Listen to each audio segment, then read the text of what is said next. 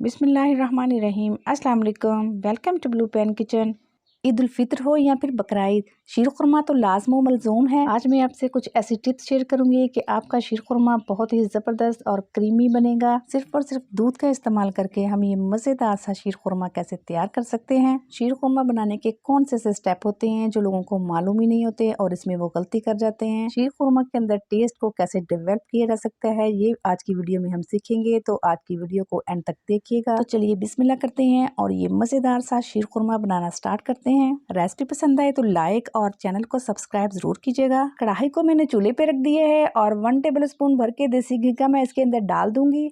और यहाँ पे मेरे पास कुछ ड्राई फ्रूट्स हैं जिनमें कटा हुआ पिस्ता है मेरे पास 4 टेबल स्पून, कटे हुए बादाम 4 टेबल स्पून, कटे हुए छुहारे 4 टेबल स्पून। इन तमाम ड्राई फ्रूट्स को हम पैन के अंदर डाल देंगे। यहाँ पे फ्लेम को हम लो रखेंगे और लो फ्लेम पे ही हम इनको हल्का सा रोस्ट कर लेंगे। बस चंद सेकंड के लिए हमने इनको रोस्ट करना है, बहुत ज़्यादा नहीं करना है। इनका कलर भी डार्क नहीं करना। ड्राई फ्रूट्स आप अपनी मर्जी से ले सकते हैं, जो भी आपके पास अवेलेबल हों। अगर आपके पास छुहारे नहीं है तो आप उसकी जगह खजूर भी ले सकते हैं। जब ड्राई फ्रूट्स हल्के से रोस्ट हो जाएं तो इसके अंदर 4 टेबल स्पून किशमिश डाल देंगे। किशमिश को आप जब भी यूज़ करें अच्छे से धो के किया करें, क्योंकि इसके अंदर बहुत ज़्यादा मिट्टी होती है। तो ये देखिए किशमिश फूल चुकी है। तो बस हमें इतना ही ड्राई फ्रूट्स को रोस्ट करना है। अब पैन में से हम सारे ड्राई फ्रूट्स निकाल लेंगे। अब उसी पैन के अंदर हम दोबारा से 1 टेबल स्पून देसी घी का ऐड करेंगे और इसके अंदर डाल देंगे हम सवैयाँ। मैंने यहाँ पे बारीक वाली सवैयाँ ली हैं और इनको 2 इंच के पीसेस में तोड़ लिया है। बहुत ज़्यादा बारीक आपने नहीं करनी। याद रखिएगा कि ये हम सवैयाँ नहीं बना रहे हैं, शीर खुरमा बना रहे हैं और शीर खुरमा में थोड़ी लंबी सवैयाँ ही डाली जाती हैं। सवैयों को भी मैंने लो फ्लेम पे हल्का सा रोस्ट कर लिया है। बस आपने ये ध्यान रखना है कि इनका कलर नहीं डार्क होने देना। सवैयाँ रोस्ट हो गई हैं, इनको मैं निकाल लूँगी। तो अब हम यहाँ पे दूध लेंगे। तो दूध मैंने 1 लीटर लिया है और ये फुल फैट पलाई वाला दूध है और उबला हुआ दूध है। दूध आप यहाँ पे कच्चा भी ले सकते हैं या फिर डिब्बे वाला भी ले सकते हैं। तो हम इसके अंदर 2 से 3 इलायचियों को खोल के डाल देंगे और फ्लेम को हाई कर देंगे और दूध में बॉयल आने देंगे। इलायची को आपने ठंडे दूध में ही डाल देना है ताकि अच्छे से इसका फ्लेवर निकल के दूध में आ जाए। तो ये आप देख सकते हैं कि दूध में बॉयल आ चुका है। यहाँ पे फ्लेम को हम लो कर देंगे और लो फ्लेम पे दूध को थोड़ा गाढ़ा होने तक पकाएंगे। यहाँ पे दूध को पकते हुए 10 मिनट हो चुके हैं। तो अब इसके अंदर हम रोस्टेड की हुई सवैयाँ डाल देंगे।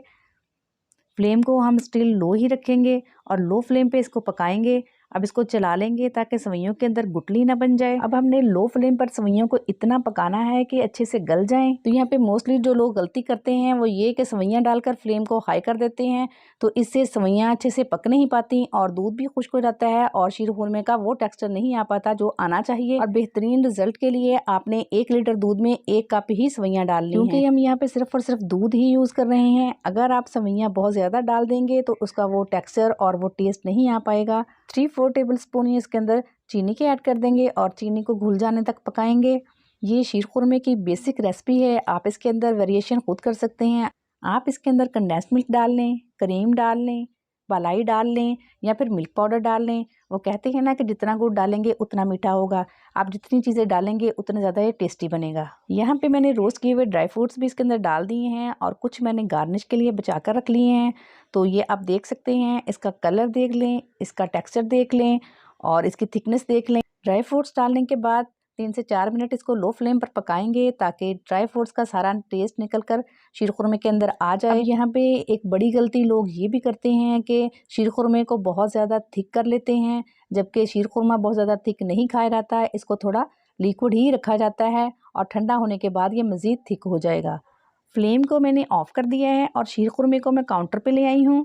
तो यहाँ पे आप इसकी थिकनेस देख सकते हैं। आपने इसको बहुत ज़्यादा थिक नहीं करना, इतना ही लिक्विड रखना है, क्योंकि ठंडा होने के बाद ये मज़ीद थिक हो जाएगा। अगर आप इसको पका कर थिक कर लेंगे तो ना इसका टेस्ट वो आएगा और ना ही इसकी लुक ये आएगी और ना ही ये आपको खाने में टेस्टी लगेगा। तो चलिए अब इसे सर्विंग बाउल में निकाल लेते हैं।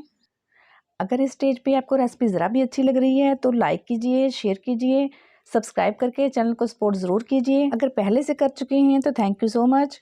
कमेंट करके बताइएगा कि आप किन किन शहरों से मुझे वॉच कर रहे हैं। अब जो ड्राई फ्रूट्स हमने बचा के रखे थे इससे हम गार्निश कर देंगे। थोड़े से हम खजूर के पीसेस भी इसके अंदर ऐड कर देंगे। तो अल्हम्दुलिल्लाह हमारा बहुत ही ज़बरदस्त और क्रीमी सा शीर खुरमा बनकर तैयार हो चुका है। तो आप इसे ज़रूर ट्राई कीजिएगा और बताइएगा कि आपका शीर खुरमा कैसा बना। अपना रखिएगा बहुत सारा ख्याल। अल्लाह हाफिज़।